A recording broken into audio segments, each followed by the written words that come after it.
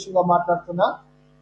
ఏదైతే అంతర్జాతీయంగా Iraq, Iran, Israel, America దేశాలలో యుద్ధాలు జరుగుతున్నాయని చెప్పి భారతదేశంలో ఉన్నటువంటి మరి కూడాయిల రేట్లు పెరుగుతున్నాయి, పెరగబోతున్నాయి అని చెప్పి హైదరాబాద్ నగరంలో తెలంగాణ రాష్ట్ర వ్యాప్తంగా మొత్తం గ్యాస్ ఏజెన్సీ కంపెనీలన్నీ పెట్రోల్ బంకులు, డీజిల్, గ్యాస్, ఎల్పిజి రేట్లు ప్రజెంట్ ఆటో వాళ్లకు ఇప్పటికే గిరాకులు లేక మీటర్ రేట్లు పెరగక అనేక ఇబ్బందులలో ఉన్నారు. ఒక గ్యాస్ లీటర్ పైన గతంలో 53, 54 రూపాయలు ఉన్న లీటర్ గ్యాస్ సడన్ గా ఈ రోజు ఉదయం నుండి 90 నుంచి 110, 120 అంత రేటు పెంచి ఇలా లైన్ లో నిలబడి ఆటో డ్రైవర్లు ఇబ్బంది పెడుతున్నారు.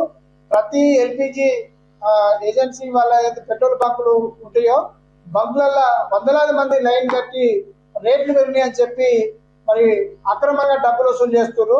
కాబట్టి ఈ సందర్భంగా కేంద్ర రాష్ట్ర ప్రభుత్వాలకు మేము ఆటో యూనియన్ గా విజ్ఞప్తి చేస్తున్నాం.